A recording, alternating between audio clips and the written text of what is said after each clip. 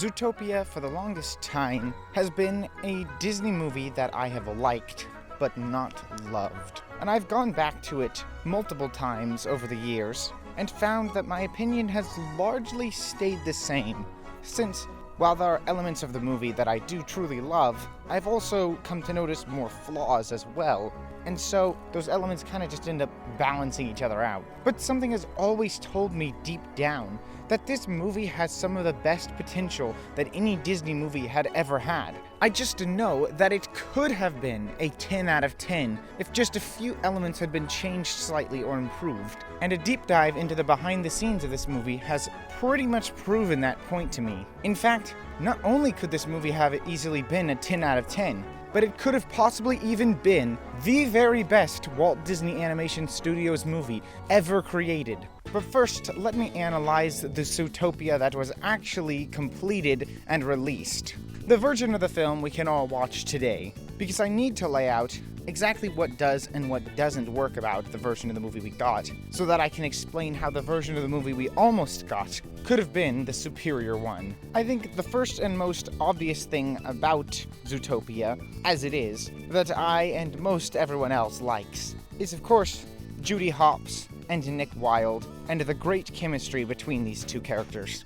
Judy Hopps is a pretty relatable character, especially to someone like me, who's put in a position in which they want to achieve a certain dream, but struggle to due to the circumstances of the world in which they were born in. Specifically Judy here, wanting to be cop, but, being small and fluffy. And I love the fact that despite everyone telling her she can't achieve it, she goes and proves them wrong anyways, through genuine hard work and determination, showing that even if she's starting from a disadvantage, that doesn't necessarily mean it's impossible to achieve her dreams. She just has to put in more effort than most other people would. And I think that's a great, but still realistic angle to tackle this subject from, since I think it can be a little bit toxic to just tell people they can be whatever they want, no matter who they are or where they come from, because in a lot of cases that sadly isn't true, and people will eventually have to find out the hard way, this hard truth, if you know what I mean. However, that doesn't necessarily always mean that it is impossible to achieve these dreams. Some of them still can be reached.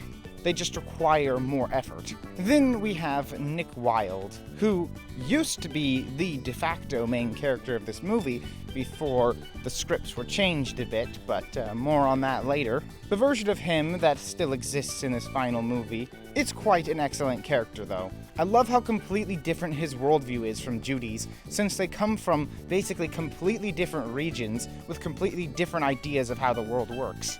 Not to mention being on opposite sides of the predator and prey spectrum, and the ways in which their worldviews continue to clash, often to comedic effect, make for some of the best interactions between two Disney characters ever put to screen. One thing I love about these two characters is how they're both written to be intelligent, and neither one is the butt of every joke, and they're always trying to get the better of each other, until they eventually start to bond by realizing that they actually like more aspects of each other than they dislike. And honestly, it's just one of the best developing relationships across any Disney movie.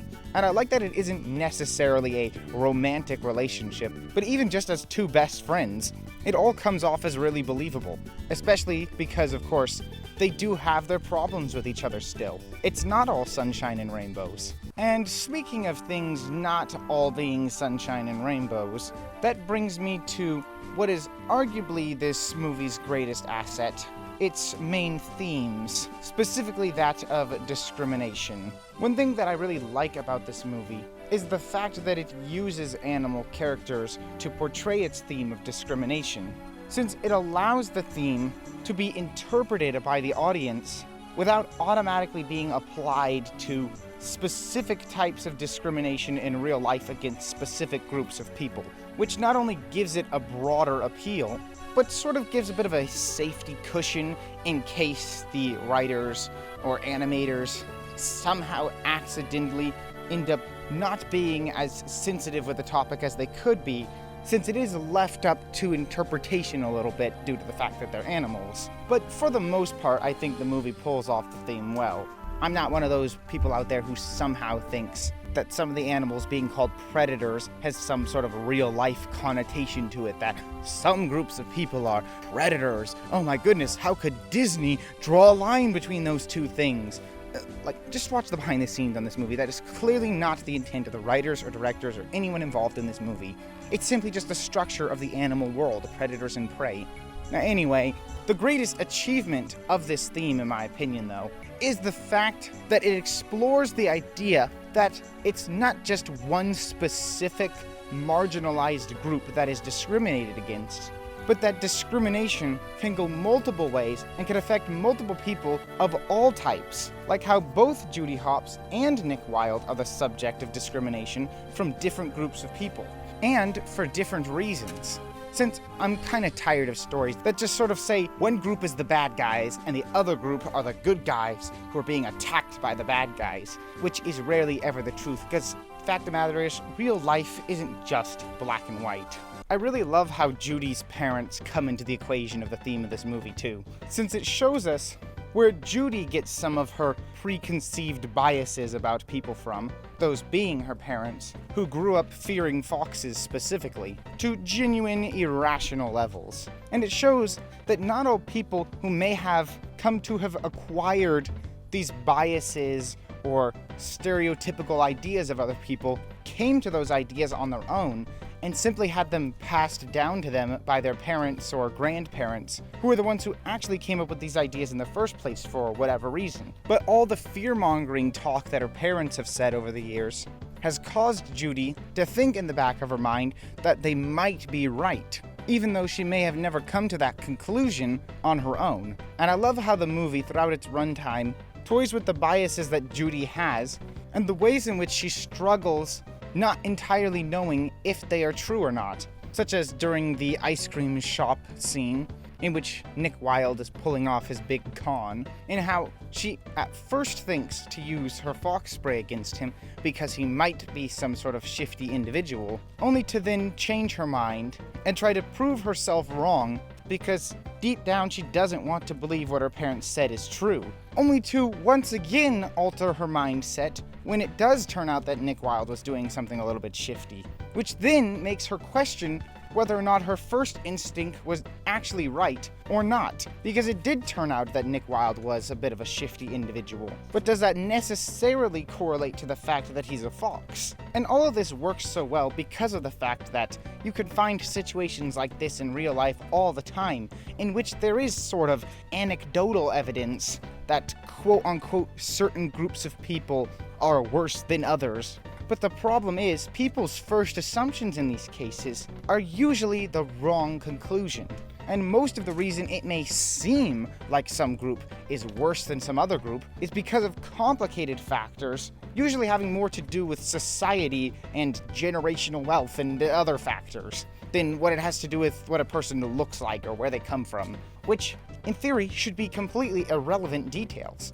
And sadly, a lot of innocent people end up suffering due to the biases that exist within people that come from anecdotal evidence, rather than definitive proof, because there is no definitive proof that anyone is lesser than anyone else, obviously. One very small and subtle scene that I actually quite like a lot comes after Judy and Nick are reunited before the finale of the film, and Nick hops inside Judy's car, in which she has a basket of vegetables, and is surprised to find that there's not just carrots there, but other vegetables, showing how it's not just Judy who has preconceived stereotypes of what other people are like, but Nick as well.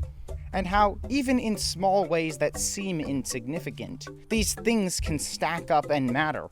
But my favorite scene in this movie regarding the theme has to be the scene where Judy is answering the questions of the press, and Nick Wilde overhears the entire thing. What I love so much about this scene is that it reveals multiple things to us about Judy's character. The first of which being that it changes how we perceive Nick and Judy's relationship up to this point in the movie.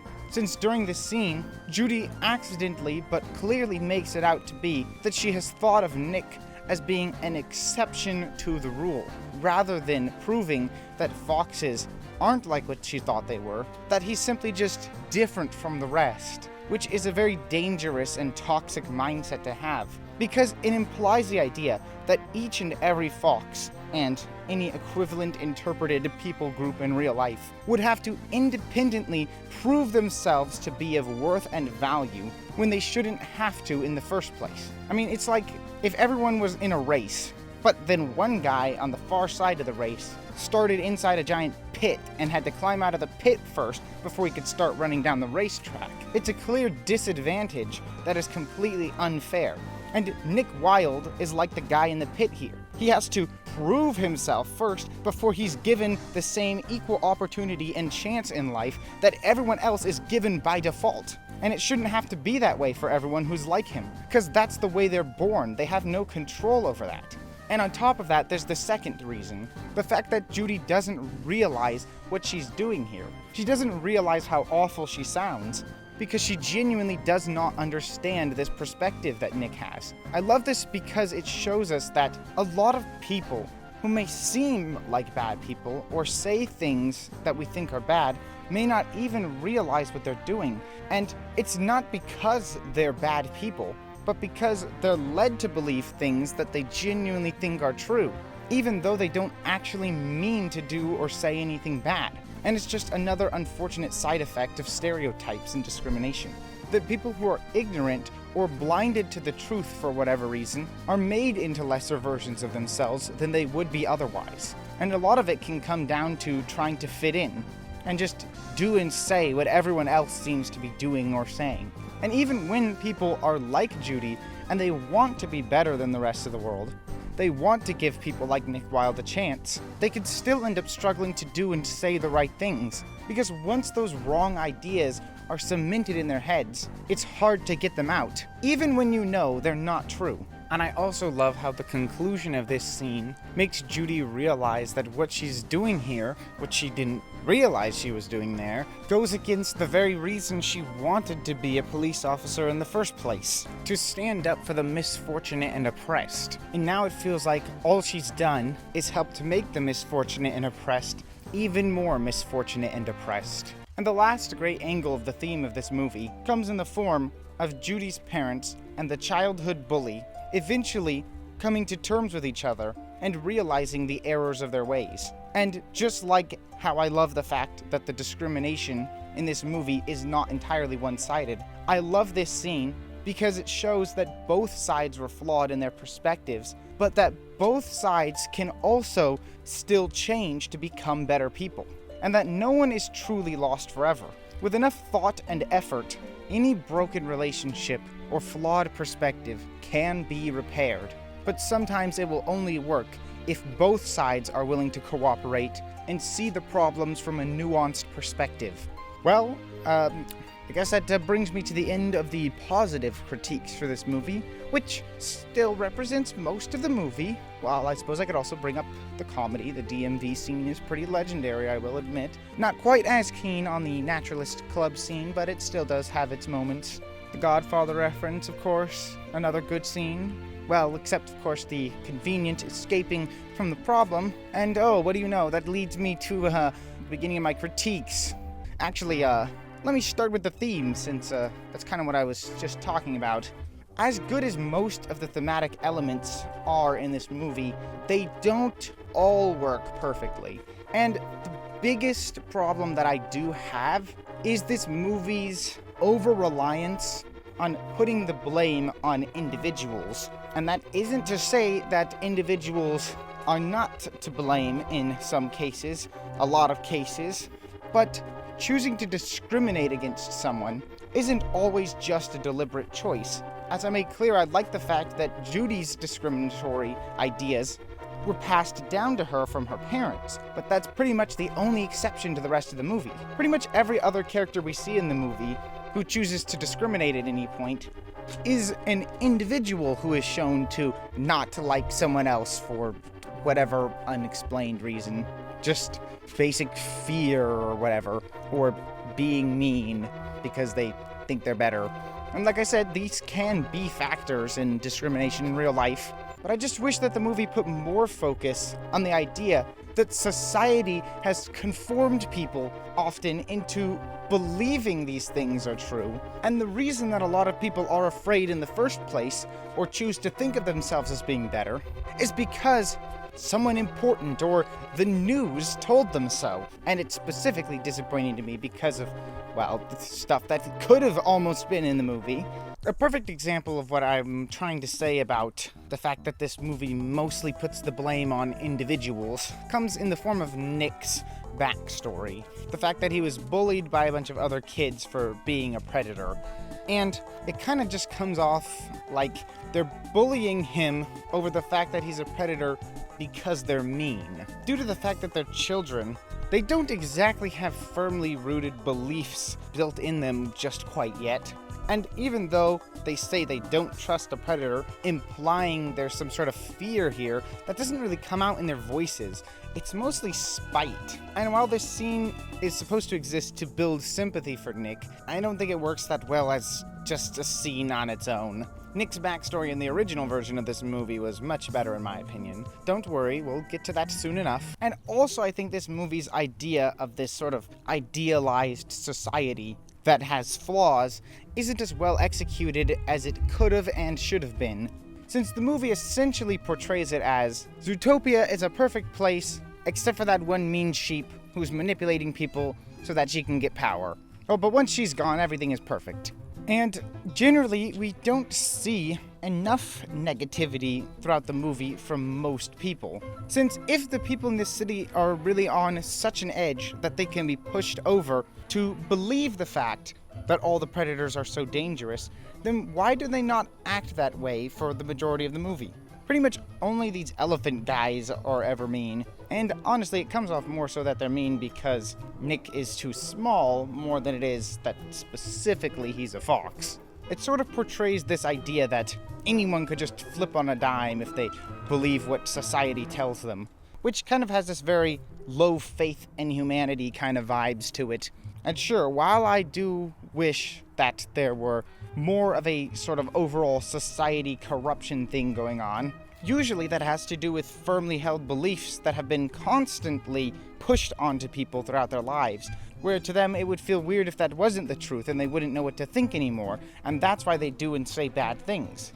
Not just that they would do and say bad things because they're suddenly manipulated within the span of a couple days to believe that something is true. Although I do like that they include the scene with Gazelle and her friends, showing that they do still have some belief, so it's not completely without nuance. Maybe I'm just being overly nitpicky.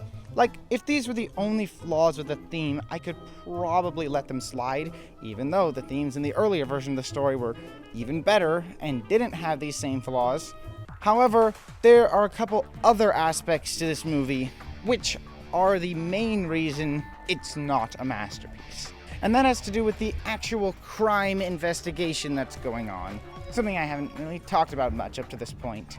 While it is a pretty engaging investigation, it runs almost completely on sheer coincidence power. I mean, first of all, it's a coincidence that Judy happens to run into Nick in the first place, because if she didn't, she would never even come close to finding Emmett Otterton, since her only clue has to do with running into Nick, discovering he's a con man, and following him to find out that he made the same popsicles that Emmett Otterton happened to purchase in the past. And it's also a coincidence that the only reason Judy and Nick are able to escape Mr. Big because of the fact that Judy happened to coincidentally save his daughter in one random incident, or else they would have totally been screwed here. It's also a pretty big coincidence that this Panther guy gives them the clue of night howlers, and that Nick happens to come up with an idea that leads them directly to all the people who went missing, even though that wasn't even the clue the guy was trying to say in the first place. And it's a pretty big coincidence that there happened to be a way to escape from their locked-in jail cell right before they're caught in this situation. And do I even need to mention the coincidence? You know, the coincidence to end all coincidences is the fact that the true hint that this guy telling them about night howlers meant was some random flowers that happen to be growing right outside where Judy decides to move to with her family to work, and they happen to know exactly what these flowers are, and they are in fact the exact flowers that the villain is using. And if none of these things happened to coincide, Judy would have never realized the truth and never would have gone back to Nick and never would have solved the problem. Like, there's still moments where there's genuine plot progression in this case that doesn't rely on coincidence, but I'm pretty certain at least half of the stuff that happens is coincidence. Oh, and can I just mention this one scene here where the police chief gets mad at Judy for seemingly leading them to a dead end, and then he tries to call off her case and make her resign right then and there. I do like the fact that Nick steps in and says their time hasn't actually run out and allows them to continue on their journey. But I'll tell you what I don't like. I don't like the fact that Judy says nothing about the wallet of Emmett Otterton that they found previously. I mean, that's far more progress and evidence than anyone else has made on this case up to that point. Doesn't that prove that clearly what she's saying has some merit to it, and she should in fact be given the ability to finish the case without Nick even having to step in here? I don't know, that just really bothered me for some reason. Oh yeah, and then there's the sheep, one of Disney's amazing twist villains. And the funniest thing is that the way she's written into the plot isn't necessarily the biggest problem. Like, her plan mostly makes sense. And I love that she basically ends up turning herself in. The reason she doesn't work, though, is because she's barely even a character in the movie at all. It's so clear to me that the writers wanted the twist that she was the true villain behind everything to be a surprise, that they were genuinely afraid of putting her in more scenes because it would be too obvious. So in order to make the twist some shocking revelation, they basically had to reduce her presence in the movie to almost nothing so that you'd never be thinking about her. And sure, while this does make the twist more surprising, it doesn't work because we fail to care about her as a character in the first place before the twist happens. And so essentially the twist becomes meaningless because we don't care enough for the shock value to hold any meaning. And so that is the mostly good but still somewhat flawed movie that Zootopia is. But it could have been so much more. The original version of Zootopia, before some major story changes happened, featured, as I mentioned before, Nick Wilde as the main character of the movie, with Judy being more of the most important side character who tags along with him for quite a while. And these two characters were originally used to show two completely different perspectives on the world of Zootopia itself. And you may think, isn't that exactly what they do in the final movie? Well, yes, to a certain extent, but not in the same way that it applied to the original story. You see, there's one major key difference between the original version of Zootopia and the version we finally got: the taming collars.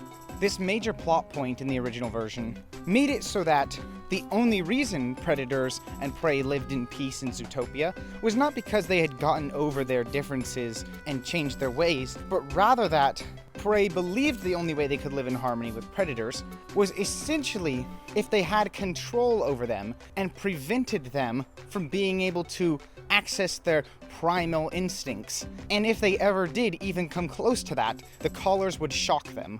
This one difference almost completely alters the entire perception of how we see the city of Zootopia and the society here at large, because it changes it from this utopian world where everything is perfect except for a couple of bad apples who refuse to get with the times, to a world in which the problems are created by a society who genuinely does not have enough faith in, well, it's not exactly humanity, but zoology?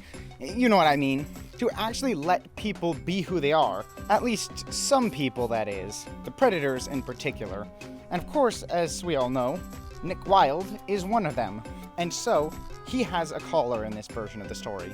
And because of this, he's essentially already labeled to everyone who even sees him at a glance. He lives in a world with a complete atmosphere of fear throughout the entire place. Despite being a good person at heart and wanting to do good things, people automatically label him as being bad just because of who they perceive him as and what they've been led to believe by the society around them. And because of this, Nick is not offered the same opportunities as other people. And I think this adds a lot more depth to his character, which is unfortunately missing in the final version of the movie. And all of this stuff revolving around the collars adds a completely new meaning to the slogan of Zootopia itself, that anyone can be anything, making it, instead of being this semi-true statement, into an idea that reflects how society often tells us things that sound super positive, but they rarely ever back up the things they say. People will tell you all the time when you're a kid that you can be anything you want to be, but will they help you actually achieve your dream to be that thing? Fat chance. More likely they'll do everything in their power to stop you from achieving that dream. There's this fantastic deleted scene in which Nick wants to help out other predators who aren't allowed to be themselves anymore because of the fact that the taming collars basically force them to be completely docile all the time and hold back their true selves. So he comes up with an idea to fund a special place where they can let out who they are in a safe environment so no one has to be afraid. And this would be the perfect way for him to earn money. The problem is, his idea is too expensive to create in the first place. And most places simply won't hire him or pay him because he's a predator. And when he tries to get a loan from the bank to build this place, they won't give him a loan either. There's just too much risk in loaning to mammals without credit. Well, see, the thing is, I can't get credit if you won't loan to me. Right. Absolutely, and we will be happy to loan to you when you do have the credit. This version of Nick Wilde I find to be even more relatable than the one in the final movie, because it shows us exactly why he's a con man. Because he's not even been given the opportunity by society itself to be what he actually wants to be, to do the things he wants to do, because of the position in which he was born in, something he has absolutely no control over. Oftentimes, I too find myself in a similar position, not that I've ever been a con man, but that I have had dreams of things I want to do, but because I was born into a poor family, I simply do not have the money in the first place to be able to get that job and thus be able to earn money back. Like, what I actually wanted to do with my life is become a film director. But you have to already have enough money to be able to move to Los Angeles to actually be able to get in that position in the first place. Meanwhile, if you're born rich, or born into a family that's already a part of Hollywood, you basically get a free ticket in without having to do any effort. Meanwhile, me over here, I have to do 10 times the effort to even have a chance of being accepted in the first place. And another fantastic scene, which sadly didn't make it to the final version due to the removal of the collars, was a scene in which a polar bear father is having a quote-unquote celebration for his son becoming old enough to be a man, or, well, a big bear, and be given his taming collar for the first time. And this is honestly one of the saddest scenes that anyone has ever come up with for a Disney movie. Because we can see how innocent and unaware this polar bear child is of what all this actually means. Because he's been led to believe that Zootopia is this perfect place, and that getting this collar finally means you get to really be a part of it and join in with everyone else. But the truth of the matter is that Zootopia is not a perfect world or an accepting world whatsoever. And I find it absolutely chilling when the father is having his son recite the little acceptance speech of sorts. And at one point, he says, "With this collar, Zootopia welcomes you. With this collar, Zootopia welcomes me. With this collar, Zootopia celebrates you. With this collar, Zootopia celebrates me. With this collar, Zootopia accepts you." And this is just one of those moments that's just so disturbing, but, you know, in the right kind of way.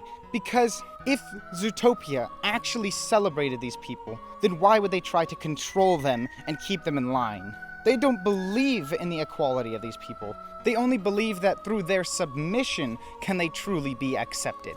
And I love the way in which Judy watches this whole scene play out, completely unaware to the sad reality of everything. She knows what a taming party is, but she's never been to one because She's not a part of that circle. She doesn't know what it really means. And it's to the benefit of her society to keep her in the dark so that she doesn't understand these things, because it allows them to manipulate her into accepting ways that are wrong. The less people know and understand something, the easier they are to control. And so we can see through this viewpoint that it's not just the predators who are being controlled, but prey who are genuinely good people and would want to do the right thing and let the predators be free, but are deliberately tricked into not knowing what is happening all around them so that they can't do anything about it. This much darker and more cynical version of Zootopia, I think in a lot of ways, sadly, reflects the real world more so. Because the truth of the matter is, even if there are good people out there, the ones in control, the ones who have the most influence over the world, are the ones who decide what is right and wrong, whether or not it actually is right and wrong. And they hold all the power, and if they don't want you to have any power, then they will find ways to prevent you from getting any. But apparently, Disney was too cowardly. According to the behind the scenes, the directors claimed this movie was just too miserable or whatever. But I don't necessarily think that's true, because there's so much richness to the depth here. And in a lot of ways, Pinocchio could be considered a miserable movie with everything he has to go through, and that's the best movie Disney's ever made. I happen to think that the truth of the matter happens to be more along the lines of Disney just being too afraid of creating a movie with darker themes like this, especially the kind of themes that kind of subtly call out their bullcrap. And so they had the directors pivot the course of the movie into a more lighter, family-friendly kind of movie, and in the process kind of created a lot of the problems that the movie now currently has, such as the themes not being quite as well portrayed as they could be, and some of the most egregious coincidences in the plot, such as that flower scene, wouldn't even need to exist because there would be no poisonous, savage flower fumes being shot at predators, because that role would be taken simply by the idea of a predator not having a collar on or something like that. Most likely, anyway. I don't know. Not all the details of the original version of this story have been fully released to my knowledge. But from what I know, Zootopia genuinely had the potential to be even greater than it was. To even rival something like Pinocchio. But I suppose I should still be grateful that the movie we did end up getting was still pretty good for the most part. I mean, it could have been worse, just saying. Oh, and of course, I can't forget to thank all my lovely Patreon subscribers and channel members too, who support me in an extra way. I give you all an iconic salute. Hey, if you want to sign up, by the way, there's a link in the description down below. I am also on several social media platforms, and I have a gaming channel too if you're interested in any of that. Also, links in the description down below. Well, if you enjoyed this video, a like would be nice, but also, perhaps you'd enjoy watching another one of my Walt Disney Animation Studios reviews. I have a bunch in this playlist over here, or if perhaps you're more interested in the Pixar side of Disney's library of films, then don't worry, I've also got you covered with this playlist up here. You know, either way, I'm sure you'll find a video you're interested in, but most importantly of all, always remember to be iconic.